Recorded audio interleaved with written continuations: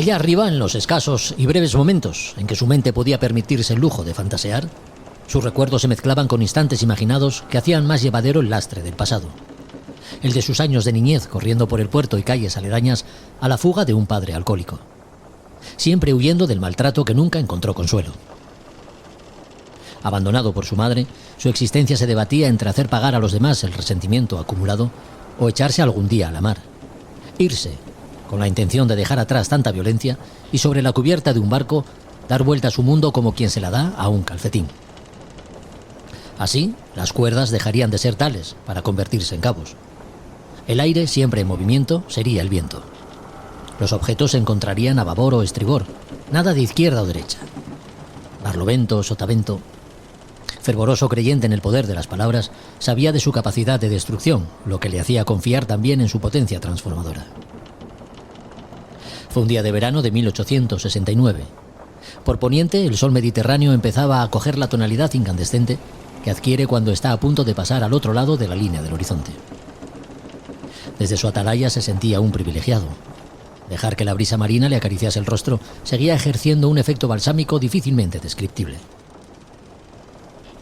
La buena amistad que mantenía con el contramaestre le permitía subir a cualquiera de las vergas del Palo Mayor, aun cuando no hubiera faena, y con la excusa de las labores de mantenimiento, contemplar la liberadora inmensidad del mar.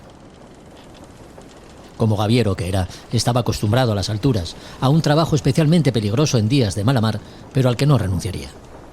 A pesar de las múltiples magulladuras que su cuerpo fue encajando a lo largo de los años, incluido el quebranto de algunos de sus huesos por efecto de las caídas, escalar por los obenques era para él como ascender a los cielos, desde los cuales contemplar la finitud humana de sus compañeros de dotación faenando en cubierta. La humedad de las velas y el salitre que llevado por los rociones impregnaba su superficie, o el tacto áspero del cáñamo en los cabos, eran sensaciones familiares, incómodas pero familiares, de esas que la cotidianidad acaba convirtiendo en pura adicción. Allí estaba, colgado de la verga del Juanete de Mayor, mientras el barco, despacio, apenas sin arrancada, a tan solo 2 millas de costa se acercaba al final de su última travesía. Su destino no era otro que el de convertirse en un montón de leña. Quién sabe si para abrasar todo su mundo, el que su mente fue construyendo, ajeno a tanta mala conciencia.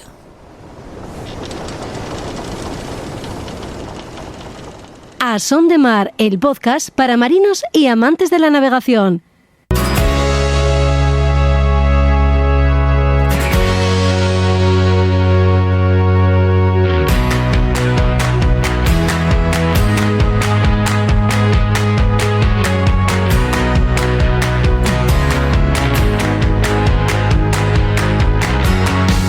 Hola a todos, ¿qué tal? Bienvenidos a otro podcast de A Son de Mar.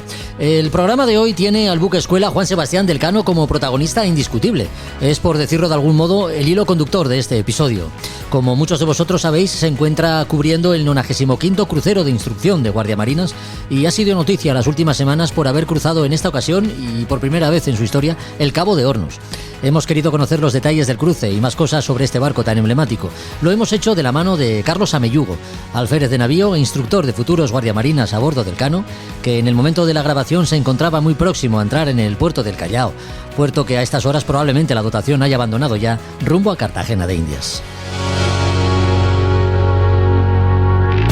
Y si decimos que la figura de Juan Sebastián del Cano está presente a lo largo de todo este episodio, no exagero. Cada una de las secciones que hoy tenemos hace alguna referencia. Juan Meredith, que vuelve para hablarnos de sus preparativos de cara a la Global Solo Challenge, recordará sus tiempos más mozos, aquellos en los que el Cano era fuente de inspiración. Librería Robinson rescatará para nosotros algunos de los títulos que guarda en sus estantes y que tienen como argumento a este barco, igual que José Ramón García, porque el Museo Marítimo de Asturias expone piezas alusivas. Josu Jiménez rescatará para su rincón de historia los trabajos llevados a cabo por Jorge Juan y Antonio de Ulloa allá por el siglo XVIII en el Virreinato del Perú. Y Roberto Bucetas cubrirá los últimos minutos de este podcast para hablarnos de un asunto que seguro te interesará si tienes velero. Hablaremos de los tipos, mantenimiento y posibles causas del deterioro de los winches. No te lo pierdas. Comenzamos.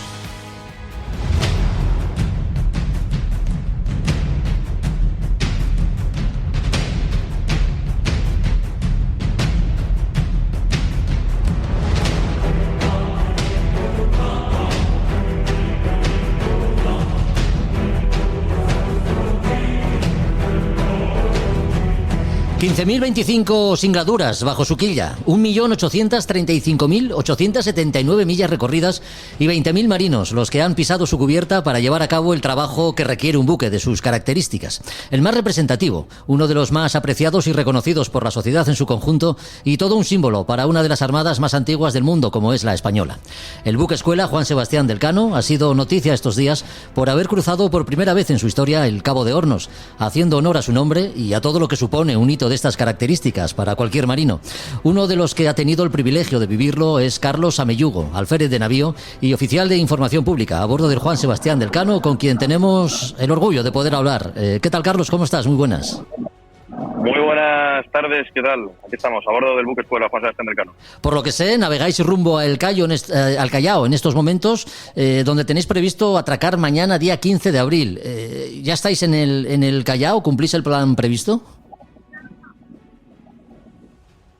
Sí, Jorge, efectivamente ya estamos cerca de la ensenada de lo que es el Callao, la base naval del Callao, que es donde vamos a atracar. Es el puerto, digamos, de la capital de Lima, que está anexo, y gracias a ello vamos a poder desplegar toda la labor diplomática que queramos aquí en la capital de Perú. 95 cruceros de instrucción se llevan celebrando ya a bordo del Juan Sebastián del Cano, no todos de vuelta al mundo. Habéis salido de Cádiz el pasado 14 de enero y ya habéis atracado en Santa Cruz de Tenerife, Río de Janeiro, Buenos Aires y Punta Arenas. ¿Cómo se ha desarrollado todo hasta este momento, Carlos? Pues la verdad que de momento seguimos el plan previsto, el itinerario previsto. Es la Vuelta a Sudamérica. Vamos a hacer la Vuelta a Sudamérica, número 16 de la historia del buque escuela. Ya hemos ido a la parte más austral, hemos cruzado, como bien se comentaba, el Cabo de Hornos, hemos estado en Punta Arenas, hemos bajado mucho las temperaturas y ya estamos de nuevo otra vez cambiando de estación al verano, ¿no? A Perú. De momento hemos cumplido con todo lo previsto y esperamos que siga siendo así. Se hacen cálculos muy precisos de velocidad, de rotas y demás. Y nada, de momento seguiremos con el plan previsto, que es básicamente desde aquí cruzar Panamá y ya entrar en el Mar Caribe. He mencionado los 95 cruceros de instrucción. De todos ellos, la verdad, Carlos, me ha llamado especialmente la atención el sexto, al mando del cual estuvo el capitán de navío Cristóbal Colón, imagino que descendiente del gran almirante, ¿no? Pues efectivamente, el que se hizo en el año 33, si no me equivoco, fue al mando de Cristóbal Colón. Es una realidad que hay muchos Cristóbales Colón, por así decirlo, a lo largo de la Armada. Sin ir más lejos, en la actualidad, si no me equivoco, hay un coronel de intendencia, sí, si no me falla la memoria, que también tiene ese nombre y también es descendiente directo del gran almirante, ¿no?, que llevó a cabo la gesta que todos conocemos. Oye, Carlos, ¿es este tu primer crucero de instrucción? Me parece que no. No, que va. Ya es mi tercero. Tuve la suerte de embarcar en el año 2017 como guardia marina, mejor empleo de la Armada para mí, el guardia marina, y hice mi crucero de instrucción, el número 89. Y ahora lo veo desde la otra perspectiva, ¿no? Desde la perspectiva del oficial, del profesor, de los guardiamarinas, y ya es mi segundo como profesor. Mi segundo y, por desgracia, el último. Vaya. Oye, ¿y qué supone para un marino desempeñar su oficio en un barco tan emblemático y reconocido como el Juan Sebastián del Cano, con tanta historia?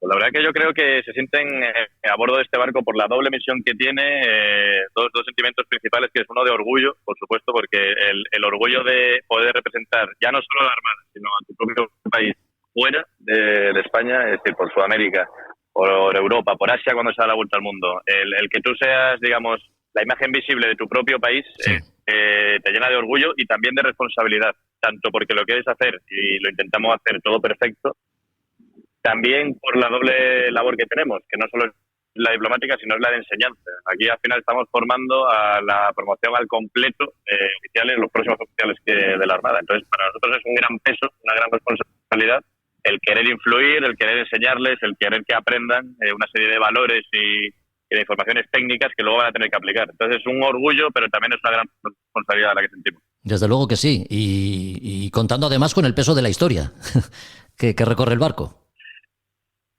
Sí, la verdad que sí. La verdad que sí.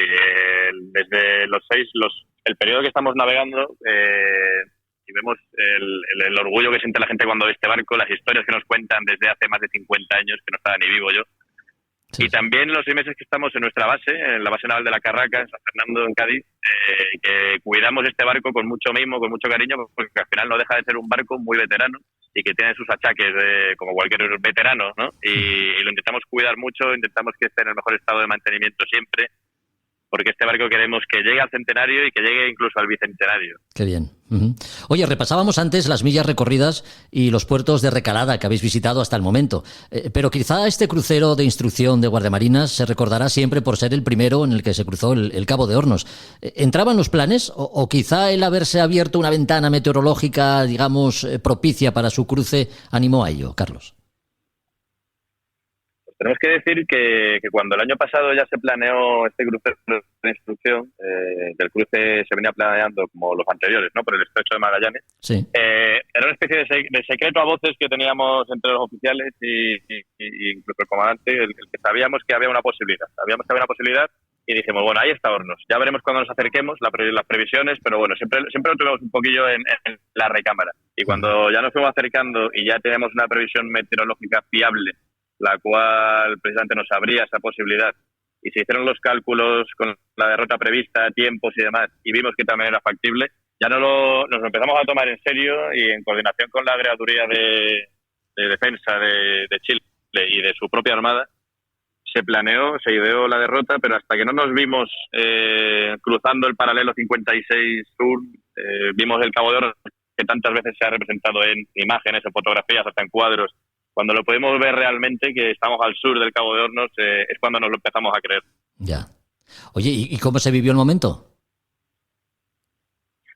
Pues la verdad que con los días previos con bastante trabajo, con tensión, pero bueno, tensión contenida, ¿no? Al final. Y cuando conseguimos cruzarlo, la verdad que fue como esa liberación, como cuando el que hace un examen y ya lo suelta todo y sabe que ha aprobado. Es decir, ya listo. Todo el trabajo previo ha dado su resultado.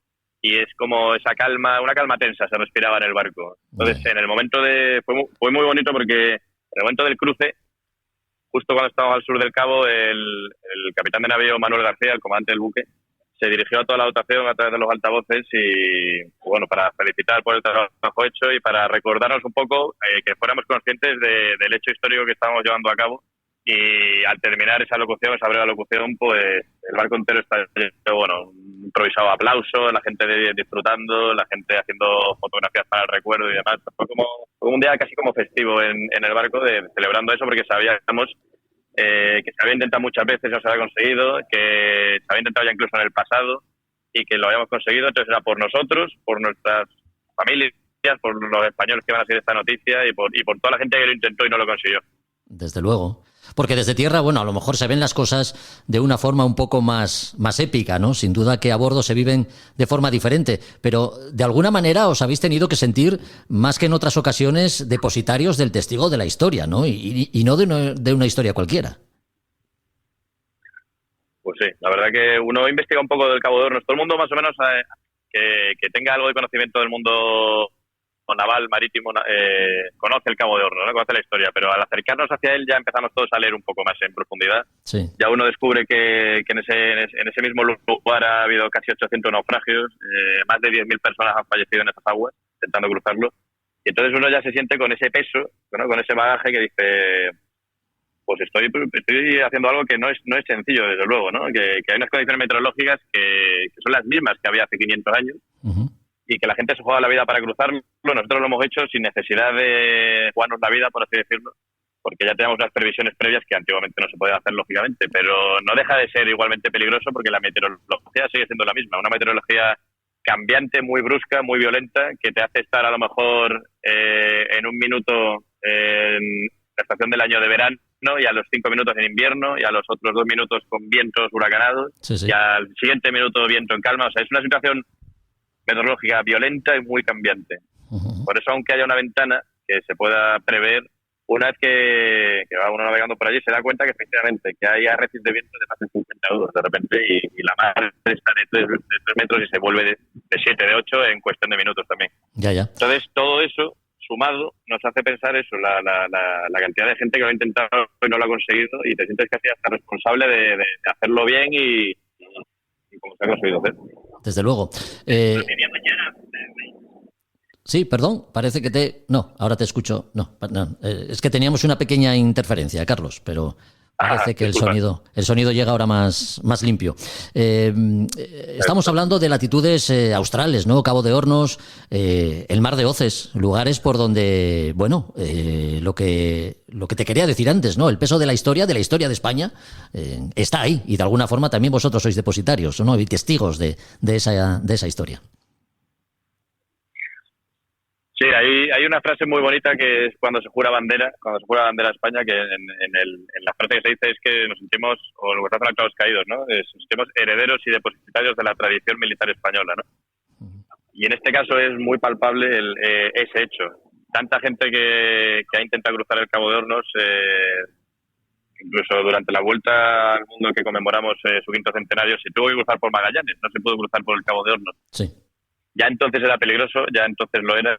Y el haberlo conseguido nos hace, pues, hacernos acreedores, digamos, de esa labor tradicional que la Armada siempre ha presumido, que es el mantenedor, ¿no? Depositario, como bien comentas, de las tradiciones. Pues esto es la mayor combinación de tradición y modernidad, diría yo. Gracias a esa modernidad hemos sabido poder mantener la tradición. La formación de guardiamarinas se inicia en 1928, un año después de la botadura del barco. 96 años de historia contemplan, digamos, la mayor parte de los elementos que conforman el Juan Sebastián del Cano, aunque ha sufrido modificaciones y mejoras, ¿no?, a lo largo de su trayectoria. ¿Con qué dotación cuenta en la actualidad, Carlos, el barco? Pues actualmente en el barco estamos navegando 246 personas, de las cuales 34 son guardiamarinas. Es decir, si lo restamos, esa es la dotación fundamental del barco. Pero realmente este barco no nos gusta diferenciar entre dotación y guardiamarina, porque es que este barco no se entiende sin los guardiamarinas. Son necesarios realmente para llevar a cabo las maniobras del buque, por ejemplo, para laborear las velas y los cabos. Son necesarios. Por eso siempre los contamos y los sumamos, y decimos siempre que somos 246, en torno a 250 personas de dotación. Ya. Las nuevas tecnologías y los adelantos técnicos de todo tipo, que imagino se irán incorporando a bordo, ¿han significado una merma en el número de personas que integran la dotación o por el contrario no ha tenido ningún efecto en este sentido desde sus comienzos?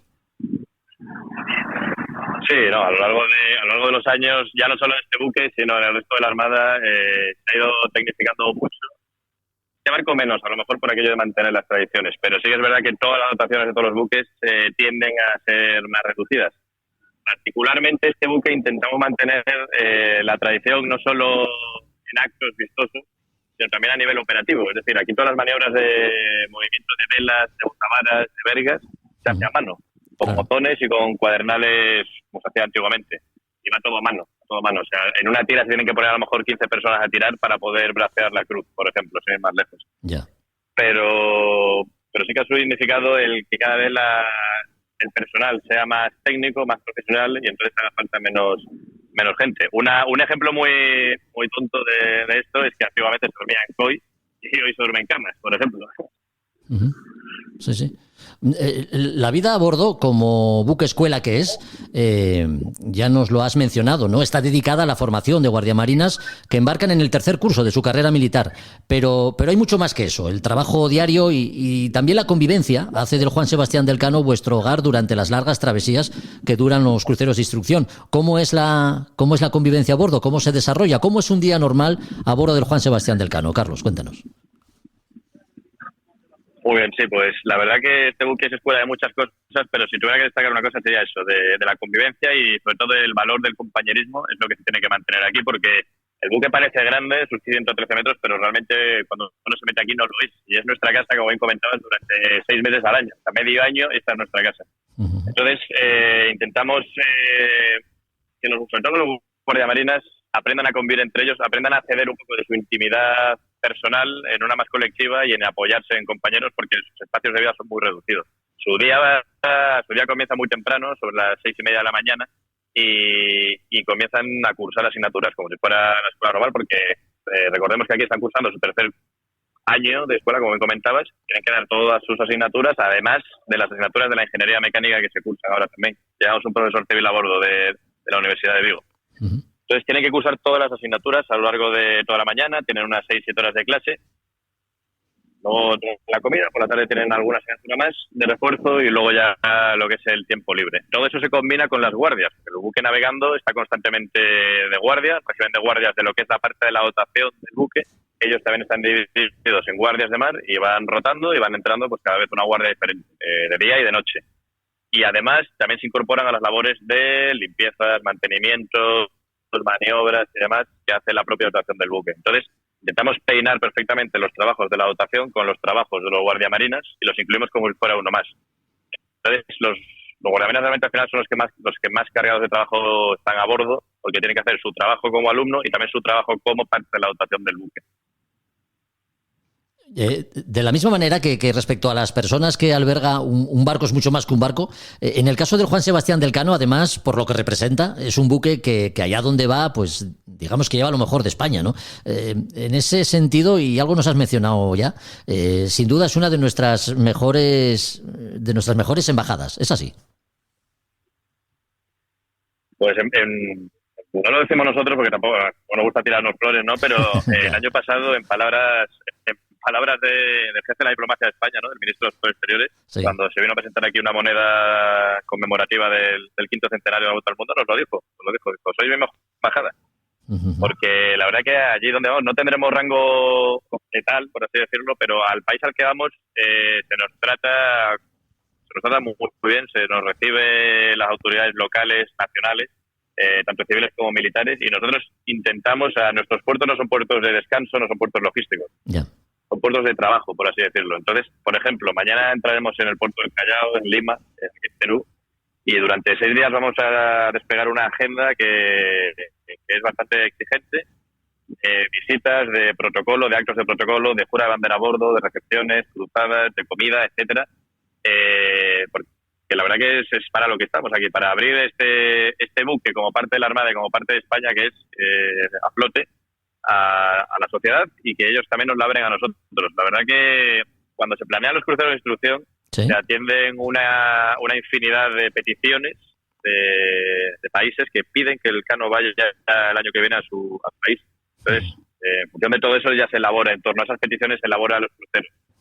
Entonces, tenemos una cantidad que ojalá pudiéramos atender todas cada año, pero tenemos muchas veces que priorizarlas porque son tantas peticiones que se reciben, tantos países, tantas ciudades particulares que quieren que el buque vaya a su propia ciudad, que tenemos que hacer un poco de gestión de prioridades según la última vez que se ha visitado, por ejemplo, y demás. Y cuando llegáis a un puerto y tocáis tierra, tenéis que ser escrupulosamente respetuosos con las normas del protocolo naval, me parece. ¿En qué consisten estas normas? Cuéntanos. Sí, son bastante diferentes. Este año tenemos la suerte de estar dando la vuelta a Sudamérica y como países, al final, hermanos de países comunes que tenemos, ¿no? Pues como parejas españolas. Pero una cosa muy vistosa, muy bonita y que viene de una tradición muy antigua es, por ejemplo, el saludo a la plaza, que se llama, que mañana lo efectuaremos en torno aquí al puerto del Callao, que es pegar 21 cañonazos de fogueo respondidos por la plaza. Es decir, nosotros pegaremos 21 cañonazos con salvas de fogueo y la plaza, la base naval del Callao, donde pegará otros 21 cañonazos. Es como un saludo. Es como estamos entrando nosotros, pegamos 21 cañonazos de saludo y ellos nos lo responden como que somos bienvenidos. Qué bien. Otro hecho que hacemos, por ejemplo, es el saludo a la voz y el saludo al cañón, que son los honores de ordenanza que le corresponden, por ejemplo, al embajador del Reino de España aquí en el Perú.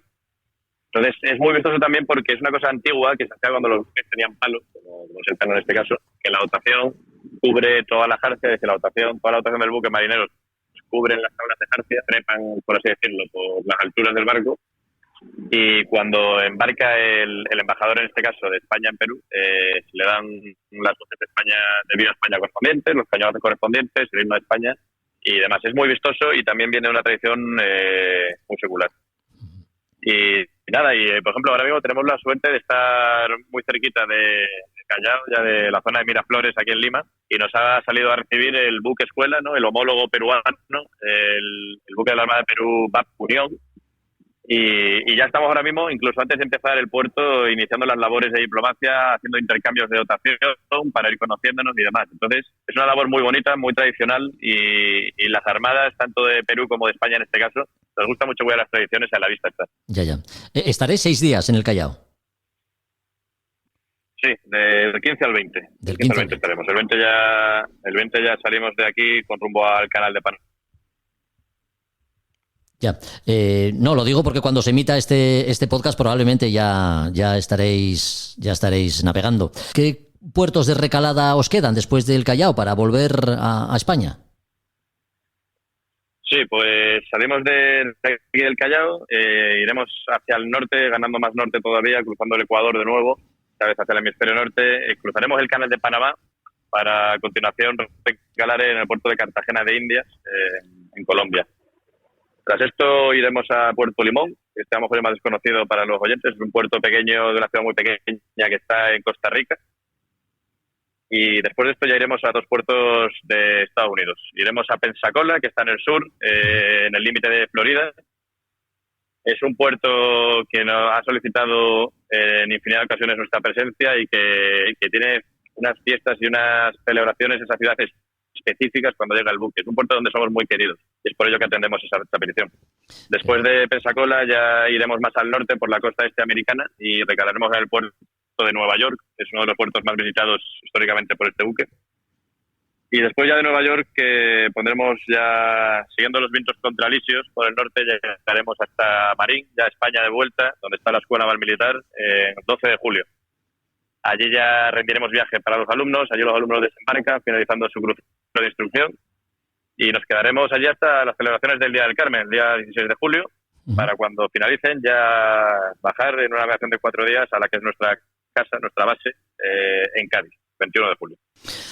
Bueno, pues el Juan Sebastián del Cano sigue haciendo historia. En esta ocasión ha sido el paso por el Cabo de Hornos lo que ha llevado al buque escuela de la Armada Española a las páginas de la actualidad, más allá de las cuales, pues este querido y emblemático barco sigue siendo orgullo de España, la nación a la que representa allá donde va. Hemos conectado con Carlos Amellugo, alférez de navío que se encuentra a bordo cubriendo el 95º crucero de instrucción. Queremos despedirte, Carlos, con la salve marinera, como corresponde, para agradecerte estos minutos y para que sirva de homenaje a todos tus compañeros, miembros de la dotación del Juan Sebastián del Cano. Un abrazo y buena proa a todos. Muchísimas gracias por la atención y nada, os esperamos en casa. Muchas gracias por interesar por nosotros. Salve, estrella de los mares, iris, de eterna aventura. Salve, oh fénix de hermosura, madre del divino amor. De tu cuerpo a los pesares, tu clemencia de consuelo, fervoroso, llega al cielo, y hasta ti nuestro clamor. Salve, salve, estrella de los mares. Salve, estrella de los mares. Sí, fervoroso llega al cielo, y hasta ti nuestro clamor. Salve, salve, estrella de los mares, estrella de los mares. Salve, salve, salve,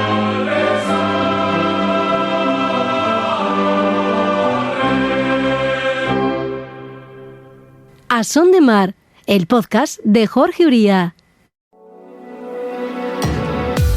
La aventura oceánica de Juan Meredith.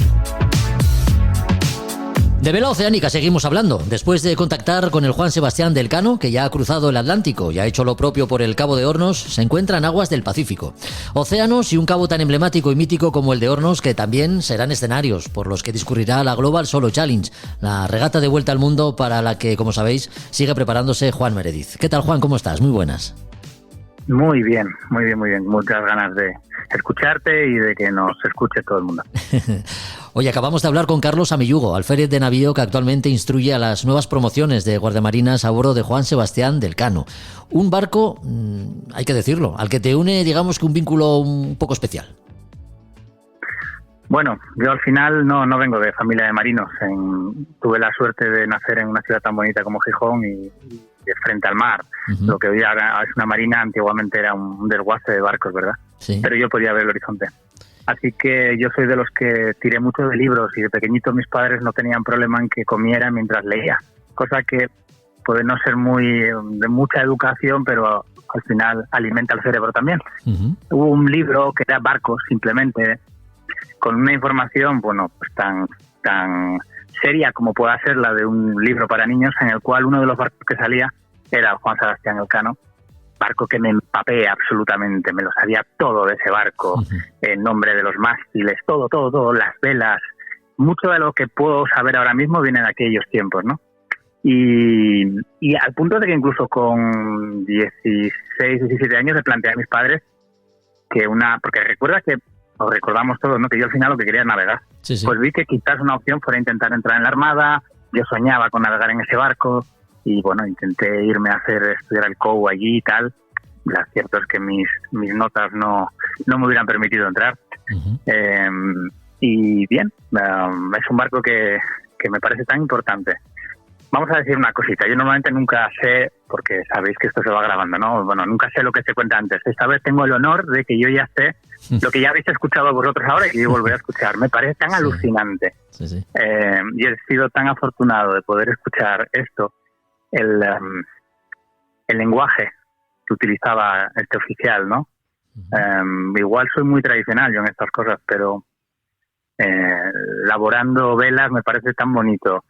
No sé, es un barco que es una insignia para todos nosotros. Sin duda. Un barco de sus características, y aunque solo sea por cuestiones estéticas, es un barco que despierta interés, ¿no?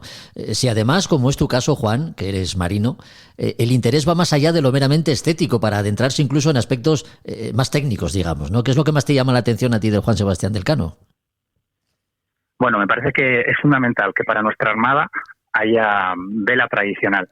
Porque los marinos somos marinos, no podemos quedarnos en las últimas tecnologías y si la última fragata es absolutamente un ordenador flotante, sigue estando en medio de la mar.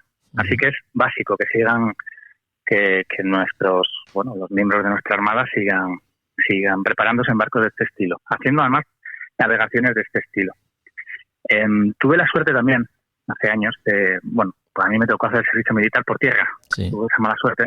Pero me mandaron a Menorca y allí coincidí con un tipo que es amigo, que estaba de segundo de la base naval, Francisco Sánchez Barcastre, de apellido ilustrísimo, y un gran tipo. Y él había estado, y no voy a decirte porque no recuerdo, no sé, me voy a equivocar, qué mando tenía él, qué cargo tuvo él en el Juan Sebastián Elcano. Pero recuerdo que le pregunté si esos barcos podían virar por avante, ¿no? Y él me explicaba muy orgulloso cómo hacer toda la maniobra, qué rumbos tenía que ir, cómo acuartelar los foques y que, bueno, en ciertas condiciones se podía conseguir hacer esa virada por avante, que en nuestros barcos actuales es muy sencilla, uh-huh.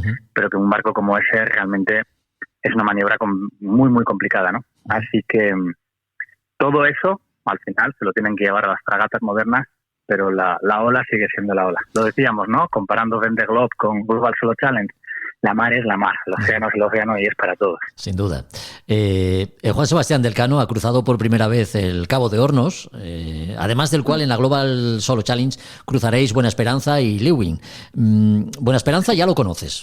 Por lo general, Juan, el paso de un cabo guarda ciertas alteraciones, ¿no?, en las condiciones de navegación. ¿Cómo se afrontan cabos tan imponentes como estos en una regata de vuelta al mundo? Bueno, Esperanza lo conozco porque tuvimos la desgracia de tener que parar en Cape Town cuando participamos, Fran Palacio y yo, en la Barcelona World Race. Entonces lo vimos relativamente cerca, ¿no? El Cabo de las Agujas. Cabo Lewin no, porque se queda muy lejos. Pero bueno, ya sabes eso que dicen, ¿no? De que los grandes cabos son los que tienen los brazos muy, muy largos.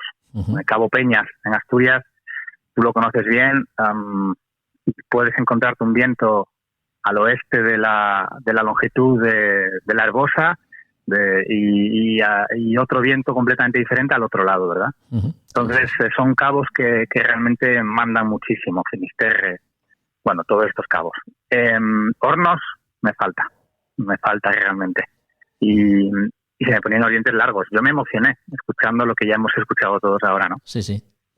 Porque realmente no voy a decir que yo no lo veo como un Everest de la vela, sinceramente, porque siempre, y tú me has oído decir, ¿no? La milla más difícil siempre va a ser la próxima, indistintamente de que estemos en Valencia, mar en Valencia, o afrontando Cabo de Hornos. Sí. Siempre es la más difícil la próxima. Pero bueno, para mí sigue siendo mi sueño de todas las noches cuando me acuesto. Que me perdone mi pareja. Juan, sigamos hablando de la Global, porque el acopio de velas a bordo ha de ser el adecuado para el reto que se va a afrontar, ¿no? Para responder adecuadamente a cada una de las condiciones que te vayas encontrando. Aún así, sí. En el caso, por ejemplo, de las calmas ecuatoriales, estas sean más persistentes o menos, ahí digamos que la paciencia es el factor más importante. Sí, la paciencia lo es. También es verdad que hay una carga estratégica importante. Va a depender mucho de qué época del año, que sabemos más o menos cuando vamos a afrontar al menos la primer paso del hemisferio norte al sur, uh-huh, y buscar una longitud que se vaya más allá del 27, por ejemplo, es importante. Todos los barcos que cruzan en regata intentan irse siempre un poco pegados, pongo comillas desde luego, hacia la costa brasileña, para evitar esas calmas. Yo he pasado en una ocasión nada más y con el IMOCA, Frank y yo no nos paramos ni un momento. O sea, pasamos entre chubascos todo el tiempo y a ratos rizados, ¿sabes? Sí, sí. Y eso que pasamos un 26. O sea, yo no me equivoqué estratégicamente antes y me acerqué demasiado a Cabo Verde y luego salir desde ahí es complicado a veces. Entonces esa opción sí.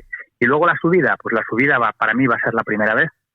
El paso de vuelta y también hay que gestionarlo desde lejos, porque lo mismo, quedarse encalmado allí es cuestión más que de velas de paciencia, ¿no? Y de estar muy atento, intentar recuperar, pero sobre todo evitar las calmas y luego esa nube perdida que ande por ahí que te pueda meter un chubasco, bueno, pues no dañar nada y seguir.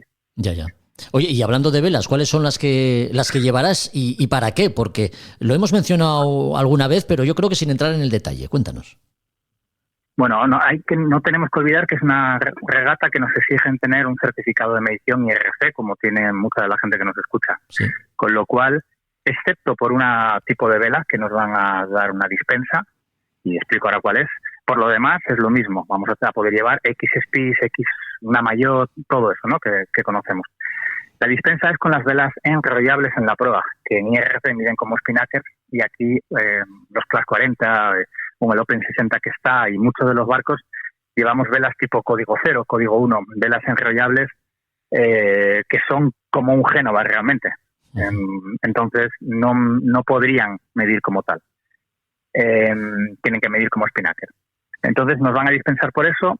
Yo voy a llevar un poco tipo Class 40, es decir, una mayor, que ya la tengo a bordo, la que vamos a utilizar. Sí. Una vela que debo decir que es de una membrana de Power Plus, una Finless, y tengo que decir quién la ha hecho, la membrana, porque ellos supieron que yo había roto la mayor que tenía el barco y inmediatamente ellos mismos me llamaron. Es gente que conozco hace muchos años, de trabajar en velería y me ofrecieron una membrana a un precio increíble, vela test, una vela de Dinema de color negro espectacular, Eco Dinema, y que sé que el foque que haremos será también de ellos, porque ya me lo han dicho, con lo cual la ayuda económica es bestial y luego la ayuda técnica estamos hablando de unos principales fabricantes de membranas del mundo. Sí. Así que genial. Uh-huh. Yo llevo también una vela en proa que ahora mismo es de garruchos textiles, subir y bajar, pero que mi intención es poder tener un enrollador porque por economía del esfuerzo, por seguridad, sería comodísimo. Ya no quiero decir nada si encima pudiera poner otro enrollador por la trinqueta. Pero bueno, el de proa sería lo más importante. Como he dicho, tengo una entriqueta y hay un tormenting. Ya tenemos 4 velas principales. Lo demás ya son spinnackers y te digo que me quedo como Class 40. Un speed a tope de palo. Como curiosidad, la clase 40 mide 115 metros cuadrados entre mayor y el Solen, a repartir como quieras. Ya. El speed son 200 metros cuadrados, el speed más grande, una buena bestia. Y hay un speed que va al style más abajo, la anterior va a tope, que no sé exactamente lo que mide, pero bueno, que ayudará muchísimo a esa vela. Y luego lo demás ya son velas enredables delante. Yo tenía en el barco un Genaker, los franceses los llaman Drifter, utilicé un idéntico en la Mini Transat, es una vela pequeña que va adelante, levanta mucho la proa para navegar con vientos de través fuertes y bueno, de ahí a la popa. Los estamos viendo ahora mismo en los IMOCA que están haciendo la de Ocean Race. Y tengo un código cero, también finless, también de esta casa italiana. Nunca he tenido un viaje extraño porque a mí me llegó por un barco que vino de Canadá, una cosa curiosa. Y no estoy más que agradecido de ellos. Una vela que he estrenado yo, que es una vela genial, absolutamente genial. Tú la pudiste ver en las 200 millas a 2. Uh-huh. Realmente la estrenaste en regata y es una vela, además de bonita, muy, muy efectiva y el barco ha ganado muchísimo con eso. Esas son las velas que voy a llevar. Creo que voy a poder llevar algún speed de respeto, pero para eso hace falta que los patrocinadores aparezcan y podamos tener para esas velas. Bueno, si no, de momento iremos con lo que tenemos. Bueno, pues de momento una vela para cada ocasión, vuelta al mundo y sin escalas, así será la aventura oceánica de Juan Meredith. Todo un reto, la Global Solo Challenge, que seguimos de cerca de la mano de uno de sus protagonistas. ¿Cómo te podemos seguir, Juan, y qué pueden hacer todas aquellas personas que estén interesadas en apoyarte de alguna manera? El sitio principal ya lo sabemos, que es A Son de Mar, porque hay que escuchar esto. Bueno, ya evidentemente los que están ahí nos están escuchando, pero bueno, pero por aquí tú no me los mandas, pero en todas las redes sociales Juan Meredith está, o Pasión de Mar, o directamente de Global Solo Challenge. El que no me encuentras porque no quiere. Así que hay que convencer a la gente de que quiera y de que la aventura continúa y que lo vamos a conseguir. Pues claro que sí. Tomamos nota y te esperamos en un próximo capítulo para que nos sigas poniendo al día de tus preparativos. Gracias, Juan. Un abrazo fuerte. Un abrazo para todos.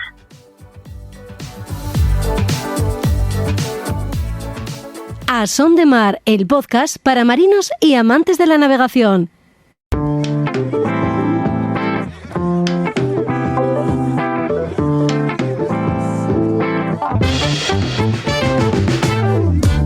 Es tiempo de libros, porque como decía aquel programa de televisión dirigido por el recientemente fallecido Sánchez Dragó, todo está en los libros. Y aunque lo relativo a los barcos y la navegación requiere de las imprescindibles jornadas de experiencia práctica, la lectura de contenidos relacionados con estos asuntos siempre resulta gratificante. Así que recurrimos a quien nos suministra en cada programa buenas dosis de letra impresa. Juan Melgar, Librería Robinson, muy buenas.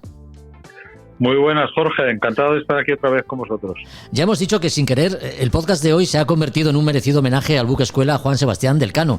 Los libros publicados en torno a este emblemático barco no son escasos. Su estampa, digamos, que no deja indiferente a nadie. No es raro, ¿no?, que haya literatura dedicada a su figura.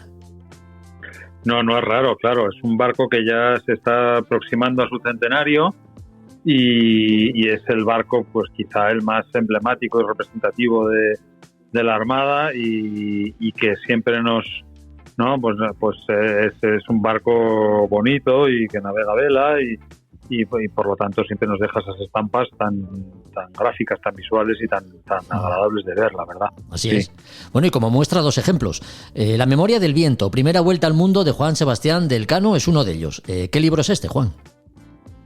Pues mira, este es un libro escrito por uno de los marineros que iba a bordo de este viaje, Cristóbal Serrán. Entonces, es un poco su crónica en este primer viaje, el primer viaje del Juan Sebastián Elcano, que zarpa de Cádiz y circunnavega el mundo, pues en una época en la que todavía pues no era todo como ahora, ¿no? Ahora pues hombre, ahora volamos a algunas islas o algunos países y ya pues sabemos lo que nos vamos a encontrar, ya pues habremos podido ver un montón de imágenes por todas partes o tenemos información. En aquella época pues claro, se llegaba a América, se llegaba a todo el montón de sitios donde fueron, y era todo pues muy nuevo, y más aún para gente pues como pues eso, un simple marinero que salía de un pueblo de Málaga y de Ceuta, claro, a descubrir el mundo, de repente llegar, pues cruzar el canal de Panamá, llegar a Fiji, Estados Unidos, pues todo ese tipo de sitios pues tendrían que ser impresionantes, ¿no? De llegar, de ver y de conocer. El libro, la verdad es que está fenomenalmente editado, está editado por Ediciones del Viento. Tiene prólogo de Cristóbal Colón de Carvajal, del descendiente de Cristóbal Colón, que también es marino, entonces también hizo su crucero de instrucción en el Cano.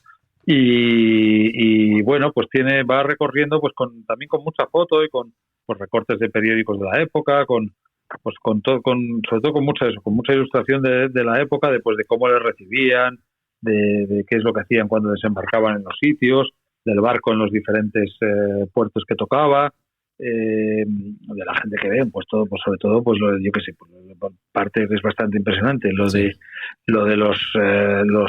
la parada en Fiji, eso es quizá lo más exótico, ¿no? Cómo es todo eso. Y luego es un viaje muy largo, claro, un viaje, zarpan el 1 de agosto de 1928 y llegan el 30 de mayo de 1929, de Cádiz a Cádiz. Entonces es un viaje de prácticamente un año, muy muy largo y muy completo, y muy, bueno, digno de seguir, la verdad, a través de este libro, que se lee muy bien y bueno, es una memoria personal muy muy interesante, muy de la época. Escrito por un marinero, como dices, Cristóbal Serrán, que, bueno, parece que era muy consciente, ¿no?, del hito que estaba viviendo, de la gran hazaña.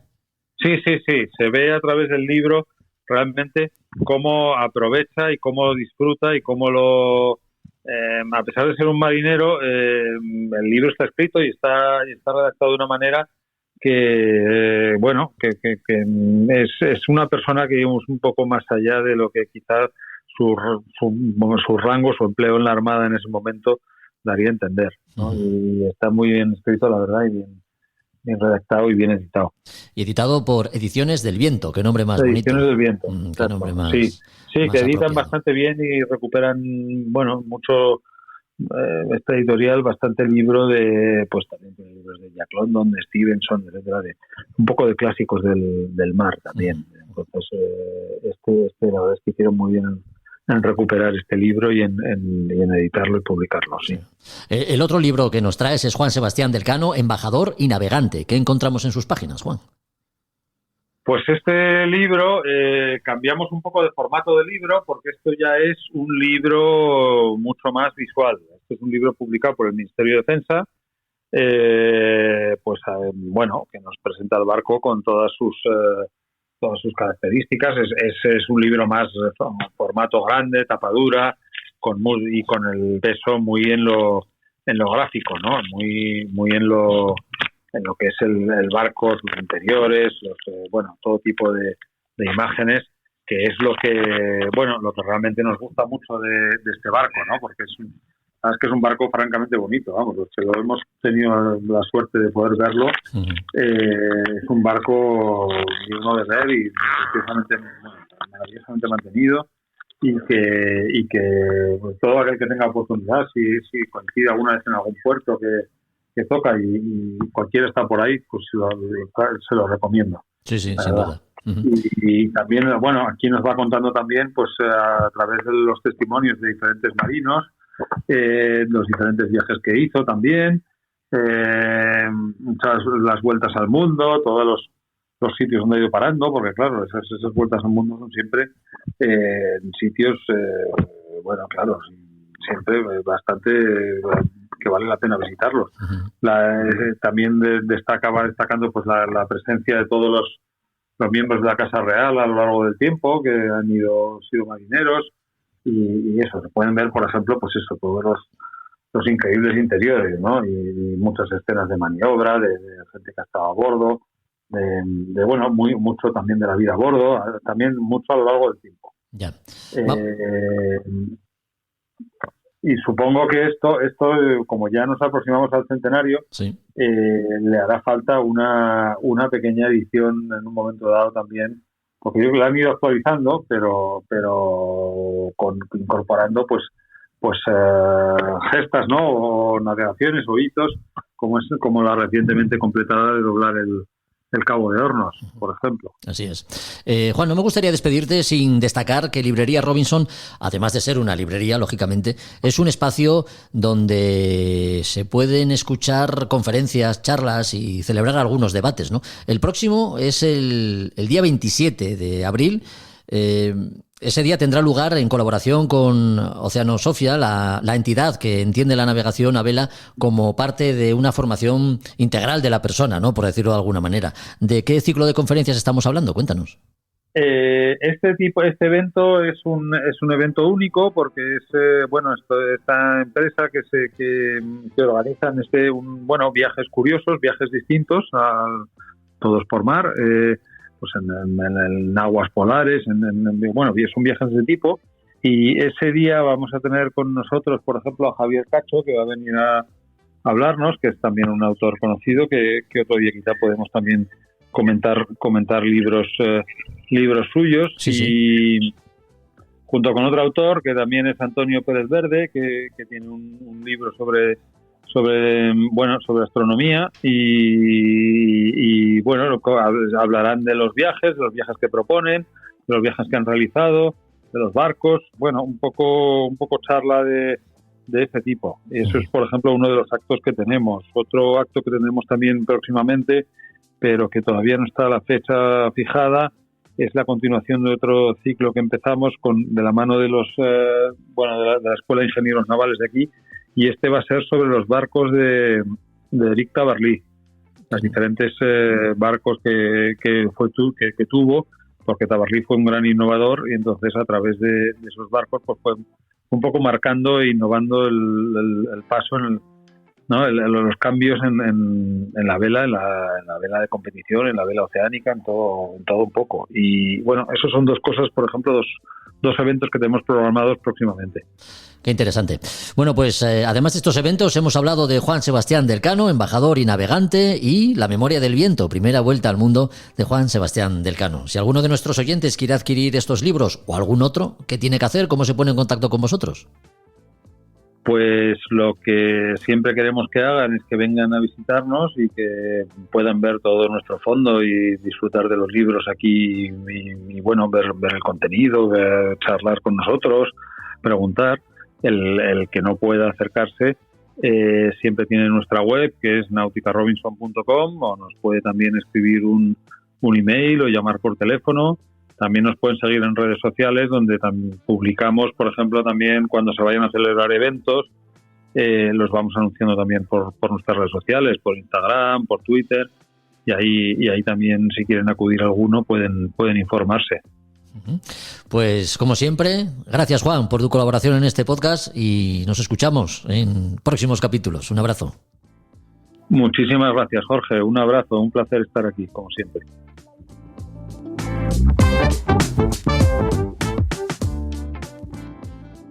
A Son de Mar, la náutica en un podcast.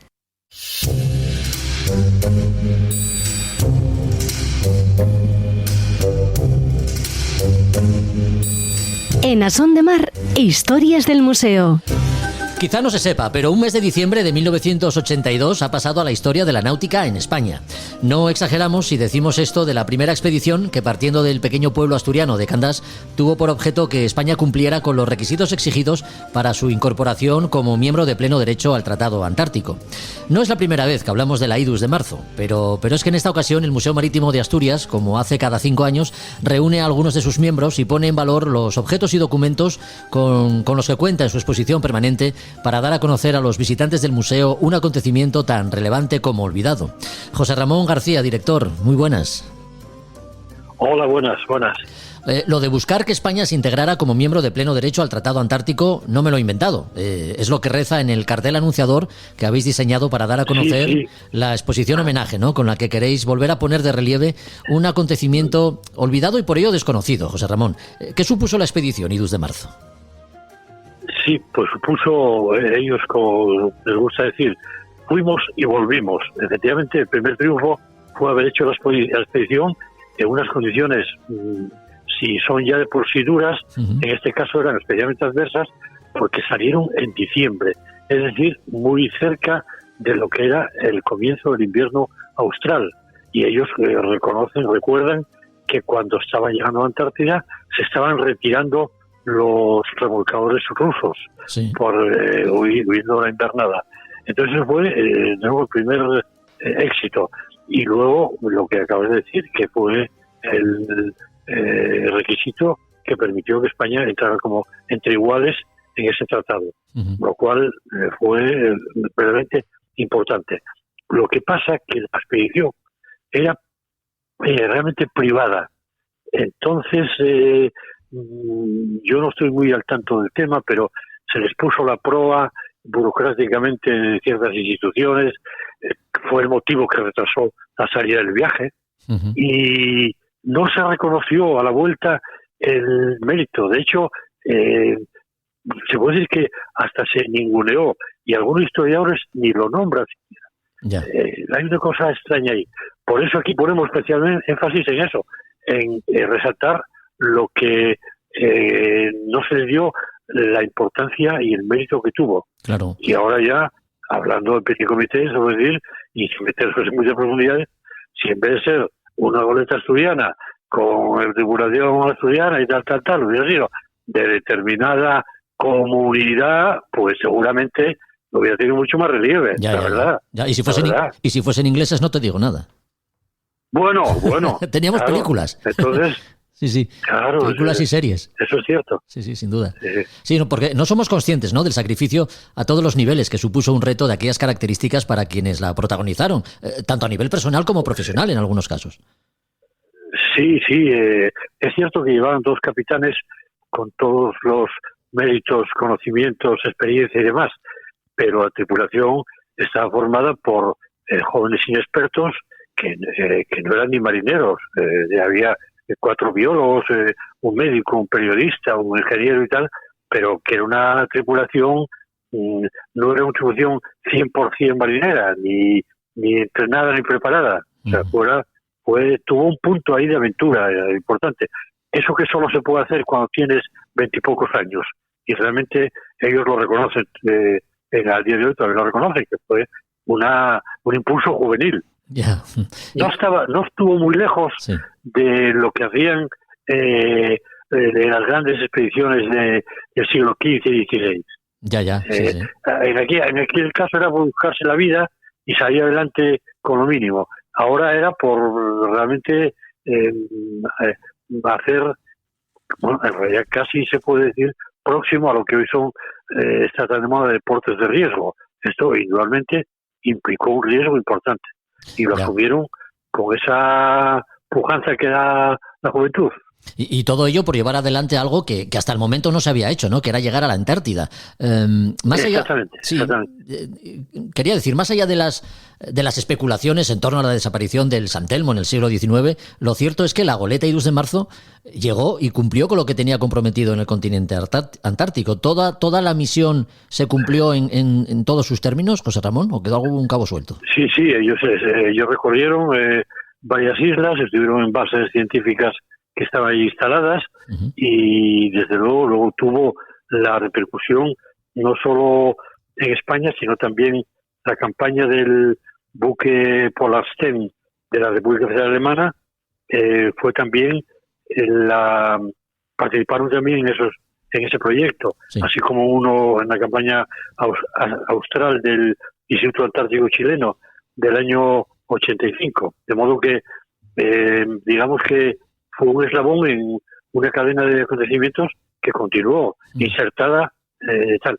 Lo que ocurre es, lo dicho, que no fue una expedición oficial, sino lo hicieron casi, no voy a decir en contra de las autoridades, pero sin recibir ningún apoyo específico, más bien trabas. De hecho, cuentan algunas cosas de cómo fueron a ponerlo en conocimiento de las autoridades, y bueno, pues casi no se la recibió, y En fin, hubo sucesos que yo no quiero, porque no fui testigo y por lo tanto no puedo concretar, pero sí hubo sus más y sus menos. No fueron justamente tratados, desde luego. Ya.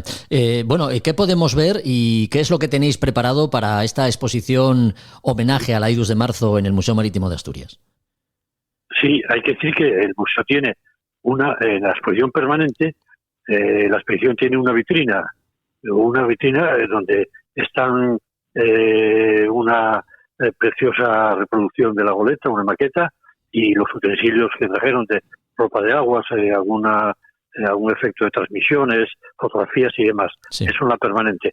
Y lo que ahora hicimos, como periodo temporal, porque no estaba todo expuesto, pues fue, en primer lugar, poner entre 3 grandes cartas marinas cuál fue el recorrido que hicieron hasta la Antártida y entre las islas de la Antártida, con la trayectoria y las fechas de los lugares en puertos donde entraron y demás. Eso por una parte. Luego, fotografías a gran tamaño y una maqueta en corte longitudinal mostrando el interior de la goleta, que no era precisamente un remolcador para afrontar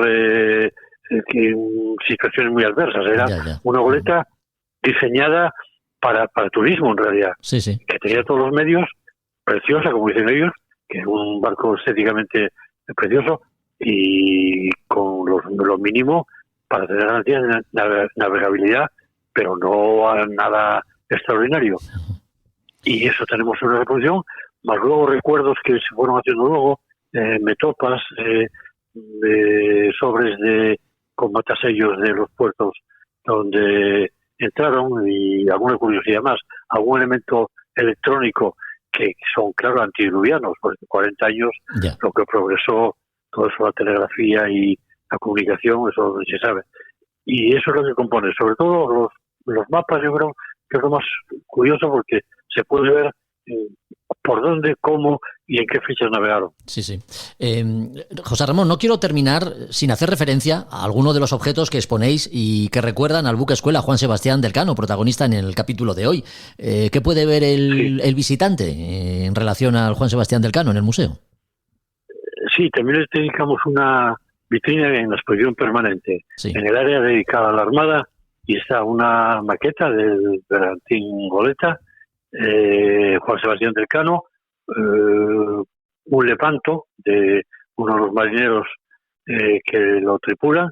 Tenemos también una metopa y un curioso diario de navegación de un alumno de los años 20, de uno de los primeros viajes, de un alumno un guardia marina, que sirvió en el barco en una de las vueltas que hizo al mundo.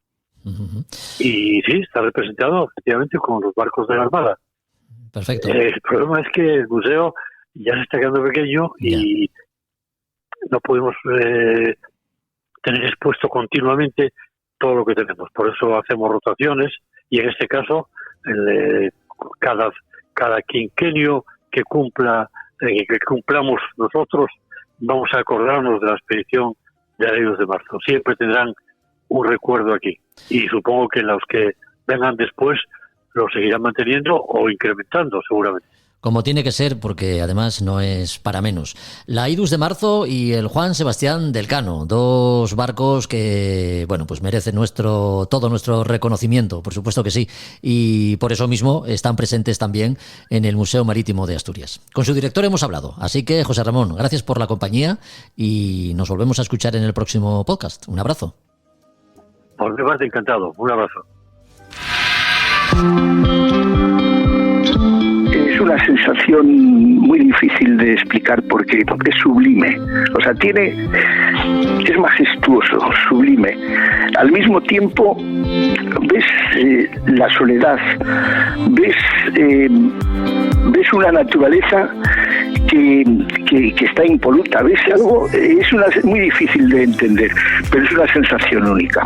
Javier Babé, capitán de la IDUS de marzo, el primer barco español en llegar a la Antártida en nuestra historia reciente. Lo hizo en 1982.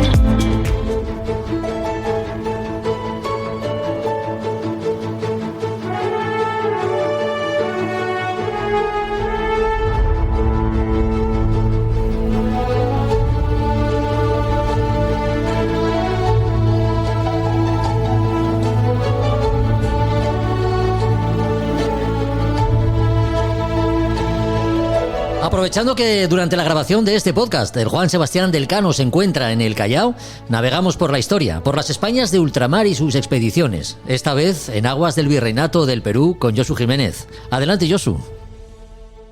Muy buenas, Jorge, muy buenas a todos. Aquí estamos en el Virreinato del Perú, pero en vez de hoy estamos en 1733. Y bueno, pues aquí os voy a contar la historia de los caballeros del punto fijo, se llamaron así. Fueron dos, pero yo os voy a hablar sobre todo de uno grande que todo el mundo conoce seguramente, que es Jorge Juan y Santa Filia, que con Antonio de Ulloa pues estuvieron allí pasaron una epopeya en todo el virreinato del Perú durante 8 años. Y esto nace, pues Jorge Juan en 1713, y con 20 años, pues el rey Felipe V lo embarca y junto con Antonio de Ulloa con la expedición que había organizado la Real Academia de Ciencias de Francia, de París, para tratar de calcular, porque había una gran discusión sobre si la Tierra estaba achatada por los polos, si estaba achatada por el Ecuador, si la Tierra era redonda. Y entonces, bueno, pues los franceses quisieron mandar una expedición a Laponia, pero claro, necesitaban una expedición en el Ecuador y las tierras eran nuestras. Con lo que entonces, bueno, se lo pidieron a Felipe V y Felipe V, pues así dijo que sí, pero que mandaba 2 científicos, y mandó 2 científicos que tenían 20 años. A Jorge Juan lo tuvo que ascender de alférez a teniente de navío, pues para que por lo menos aparentara más de lo que abultaba su corta edad. Entonces, bueno, pues allí llegaron a Cartagena de Indias, y de Cartagena de Indias se juntaron con los franceses mayores, altivos y bastante rancios, y llegaron de ahí ya a lo que es a Quito, Guayaquil y la zona del Perú. Y allí se encontraron durante 8 años calculando grados en la costa, en el altiplano, peleándose con los franceses con los indígenas, y bueno, al final acabando mal y separándose. Pero bueno, ellos, además de calcular el grado y de demostrar lo que cuento después, todavía el virrey de allí les mandó que por favor bajasen a los puertos. ¿Por qué? Pues por lo de siempre. Había unos que son britanos que andaban por ahí saqueando, como el comodoro George Anson, que bueno, pues arrasó Paita, etcétera, etcétera. Y entonces, bueno, pues ellos, además de eso, no solo eso, sino que tuvieron que calcular los refuerzos de los puertos, aprovecharon para anotar rumbos, derrotas, corrientes, vientos, observaciones barométricas, astronómicas, planos de costas, bahías. Es decir, no solo estaban calculando como cosmógrafos, como astrónomos, como científicos, sino que además también como marinos ilustrados. Bueno, pues después de esos 8 años y acabar enfadados, y de ahí vino su nombre, estaban todo el día calculando el punto, el grado, los caballeros del punto fijo, partieron los dos en 2 barcos franceses rumbo a España, a Francia o a España, y Antonio de Ulloa cayó preso, pues lo apresaron los mismos de siempre, los britanos, tiró todo lo que pudo al mar, y con lo que llegó a Inglaterra todavía le reconocieron en la Real Academia como un gran científico. Y nuestro Jorge Juan, pues este hombre, después de haber estado 8 años en el Virreinato del Perú, al final llegó a España a través de Brest, y el gran rey Fernando VI, ese sí era grande, me he equivocado de nombre, pues el gran rey Fernando VI vio a través del Marqués de la Ensenada, la gran labor que había hecho, y se adelantó a los franceses publicando pues los cálculos científicos y demostrando que la Tierra estaba achatada por los polos.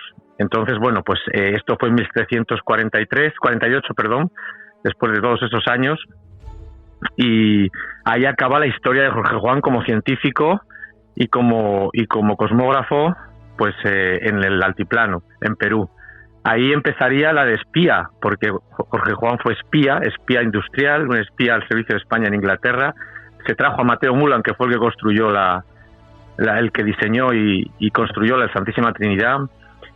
Fue un proactivo en la creación de, por ejemplo, el observatorio astronómico, ingeniero calculando y mejorando los procesos de producción del azogue y de otras materias geológicas.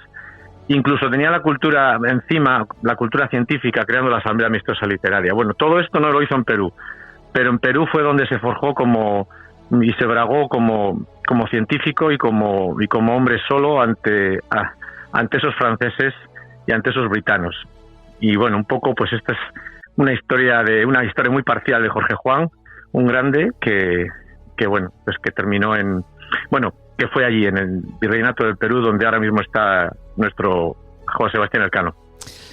Bueno, pues hasta aquí hemos llegado hoy, ¿no, Josu? Pues sí, mañana más.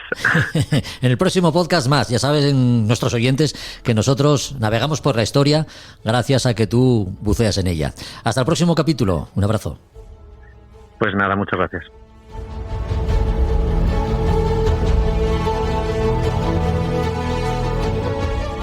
A Son de Mar, el podcast para marinos y amantes de la navegación.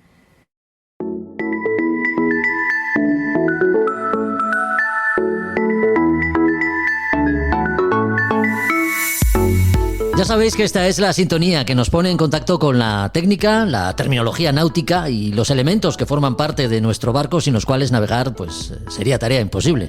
Por eso hoy prestamos atención a esos componentes que nos facilitan tanto el trabajo de cazar los diferentes cabos que influyen en las maniobras. Nos referimos a los winches, de sus tipos y mantenimiento. Hablamos los próximos minutos con Roberto Bucetas. ¿Qué tal, Roberto? Buenas, muy buenas.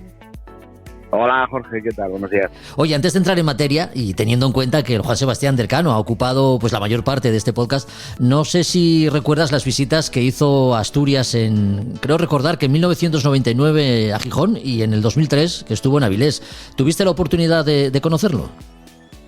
No, yo lo había conocido ya en una visita que hice en Galicia, había conocido el barco. Lo que sí fui a la maniobra de salir aquí en Gijón y lo estuvimos viendo desde la mar y es un espectáculo ver el Juan Sebastián del Cano. Sí, desde luego que sí. Oye, desconozco si el Juan Sebastián del Cano tiene winches, como los que podemos encontrar en cualquier velero. Hablaríamos en tal caso de cabrestantes, que sin duda pues facilitan el trabajo durante las maniobras, ¿no? No sé si tiene que ver el cabrestante algo con el winche. ¿Son elementos parecidos o no? Son básicamente lo mismo. Hablamos de un cabrestante cuando hablas de un molinete, que sería para virar a lo mejor un cabo o una cadena de eje horizontal, y el cabrestante se habla que es un molinete de eje vertical. Podemos decir que es lo mismo, porque al final es un tambor sobre el cual vamos a pasar un cabo y a través del cual vamos a poder virar ese cabo. Bueno, pues vayamos al detalle. ¿Qué tipo de winches existen en el mercado? Bueno, winches, podemos encontrarnos muchos tipos de winches. Podemos hacer una serie de clasificaciones de los winches. Quizás la primera que podríamos hacer sería en función del material de fabricación del winche. Los winches, la mayoría de ellos suelen ser de bronce y bronce cromado. Podemos encontrarnos también winches de aluminio. Son más económicos que los anteriores y, bueno, tampoco no tienen la misma durabilidad y mantenimiento que los anteriores. Y también podemos encontrarnos winches de acero inoxidable. Y acero inoxidable marino, Aichi 316, que bueno, son más caros que los anteriores, pero también son un poco mejores. Esa puede ser una clasificación. Después podemos tener otra clasificación entre winches simples, es decir, un winche que sea simplemente la campana o el tambor sobre el cual se va a pasar el cabo, y hay winches que son self-tailing, que son autocazantes.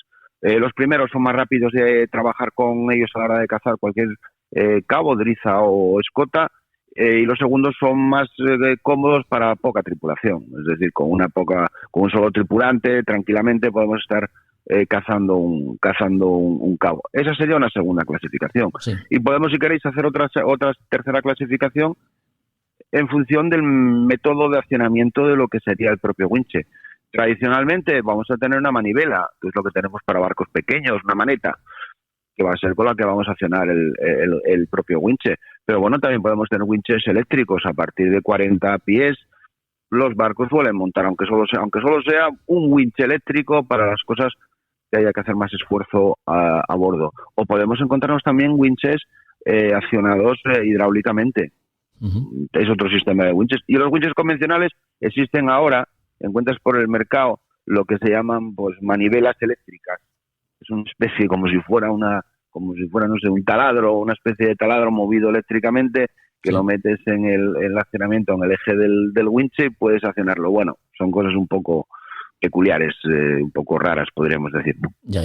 Oye, lo cierto es que los winches, bueno, pues han venido a facilitar mucho el trabajo, sin duda, ¿no? En el caso de los autocazantes, pues siempre se dice lo mismo, ¿no? Es como tener otro tripulante a bordo, facilita mucho las maniobras. Sí, para barcos de crucero con poca tripulación hay que tener muchos winches autocazantes, porque bueno, pues te despreocupas, tú mismo puedes estar trabajando haciendo fuerza sobre el propio winche con las dos manos, con los dos brazos, bueno, es mucho mejor. Pero bueno, en caso de a lo mejor de regatas y barcos que buscas unas prestaciones un poco más rapidez en las maniobras, pues bueno, puedes utilizar el mismo winch autocazante, pero sin utilizar el autocazante. Al final te sirve para las dos cosas, ¿no? Pero sí, un winch autocazante podemos decir que es una persona más a bordo, claro. Oye, y respecto al mantenimiento, en principio no parece que sea muy complicado. Lo que sí es, digamos que es importante, ¿no? Revisarlos con cierta periodicidad, hay que tenerlo en cuenta también. Sí, a inicio de temporada sería recomendable hacer una limpieza de los winches de a bordo. Pues eso, una tarde hay que ponerse y hacer un mantenimiento sobre los mismos. Se suele decir que bueno, sería conveniente a principio de temporada y a finalizar la temporada, pues bueno, hacer otra revisión. En el mantenimiento del winche, bueno, es algo relativamente sencillo, tampoco entraña mucha dificultad, solo que da miedo, porque desmontar la campana del winche y decir todo lo que hay dentro, pues a veces parece que asusta, ¿no? Y vemos despieces de winches y vemos muchas pequeñas partes de los elementos del winche, pero bueno, en cierto modo no es muy complicado. Lo primero, tenemos que tener el material necesario para hacer esa jornada de mantenimiento. Normalmente a bordo suele haber una caja, un tupper de limpieza de winches, y ahí tenemos que tener todas las cosas necesarias para hacer esa limpieza de los winches, y oye, pues eso sería ponerse eso. ¿Qué tendríamos que hacer? Bueno, sería interesante tener un despiece del winche que tenemos a bordo. Sí.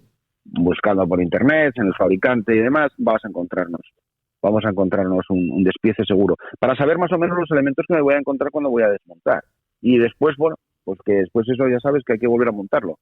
Y no debe de sobrar ninguna pieza a poder ser. Sería importante. Sí. Entonces, una vez que tenemos ese despiece, pues nada, las partes que componen un winche suele ser un sistema de cierre, la parte superior, que suele ser una tapa que viene con un mecanismo de rosca, o suele venir a veces con unos tornillos.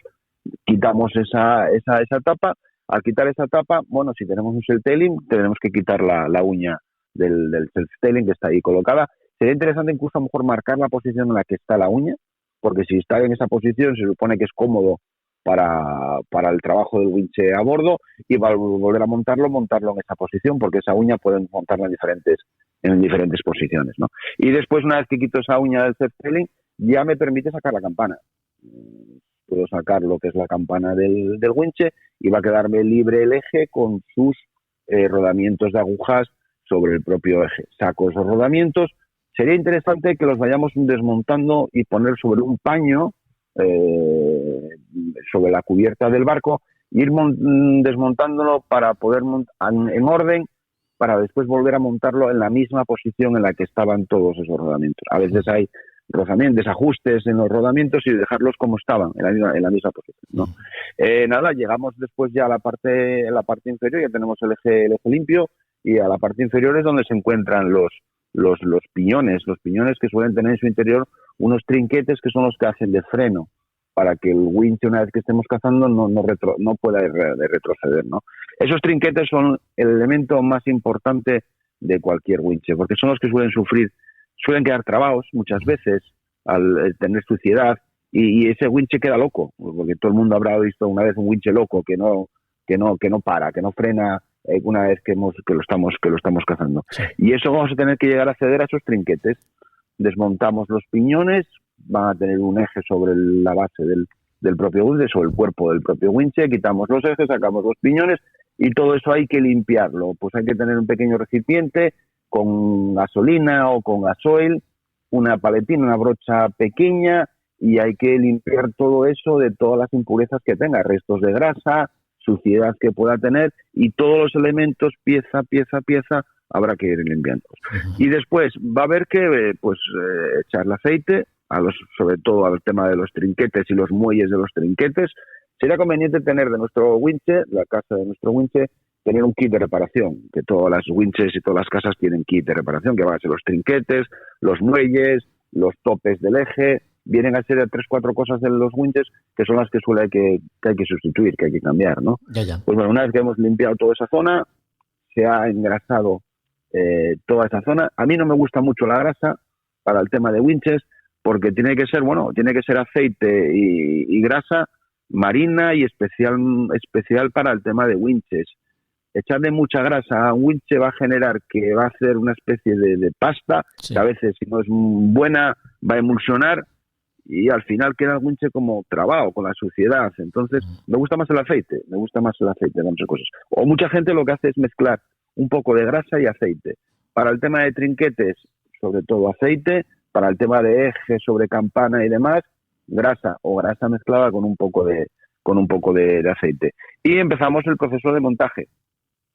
Empezamos a montar el proceso inverso al desmontaje del winche, y vamos a ver que el sonido ya va a sonar, esa campanilla tan característica de los winches, y que bueno, ese sonido parece sonido de gloria, ¿no? Ese sonido del winche que está perfectamente limpio.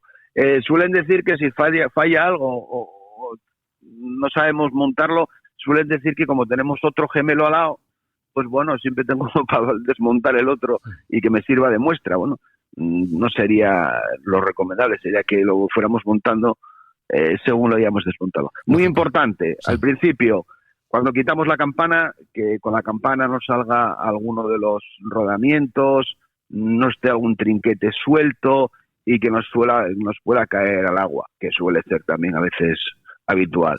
Muchas veces también, pues bueno, rodear el winche con un trapo, poder ser de algodón, rodeamos toda la base del winche porque bueno, al echarle aceite, al echarle un poco de grasa, siempre va a gotear sobre la cubierta, el aceite un poco negro, sucio, va a manchar la cubierta. Bueno, ser un poco curiosos a la hora de hacer esa maniobra. Pero bueno, no entraña mucha dificultad la limpieza del winche. Una vez al año, pues desmontamos winches y limpiamos winches, que no lo va a agradecer el barco y la tripulación, sobre todo, al que tenga que hacer el winche. Si el winche está limpio y está perfectamente operativo, va a ser mucho mejor, ¿no? Sí, bueno, pues tengamos en cuenta que además de la herramienta necesaria tenemos que ser cuidadosos y ordenados. Ya para terminar, Roberto, ¿cuáles son las causas más comunes que pueden afectar al funcionamiento de un winche? Los fallos fundamentales que da el winche es, bueno, un winche que no se haya desmontado en mucho tiempo, pues va a trabajar duro, muy duro. Eso suele ser un problema. Solución, limpieza. Limpieza de todo el winche y aceite y grasa. Y dos, el segundo problema que suelen dar los winches, y sobre todo los winches de aluminio suelen dar bastantes problemas, es que la campana, muchas veces donde va metido el trinquete, es el stopper ese que hace que bloquee el winche en sentido contrario, son de acero inoxidable la mayoría de las veces. Pues de desgastes, desajustes ahí, que el trinquete quede un poco trabado o que el trinquete llegue incluso a romper, y eso pues al final me genera un problema. Y los muelles, el trinquete, ese trinquete lleva un muelle para que esté siempre abierto. Pues ese muelle a veces se queda cerrado y no hace su función de mantener el trinquete abierto, y el winche a veces en alguna posición queda loco. Trinquetes, lo más importante en el tema de winches es problemas a nivel de los trinquetes. Sustituir los muelles de los trinquetes. Y limpieza. Muy bien. Lo demás son elementos mecánicos robustos que en principio no tienen por qué darnos ninguna brava. Un winche tiene que durar toda la vida. Parafraseando el título del libro Mi amigo el espí, pues hoy hemos hablado de nuestros amigos los winches. Hay que cuidarlos para que funcionen correctamente. Gracias, Roberto. Hasta el próximo podcast. Gracias a vosotros. Un abrazo.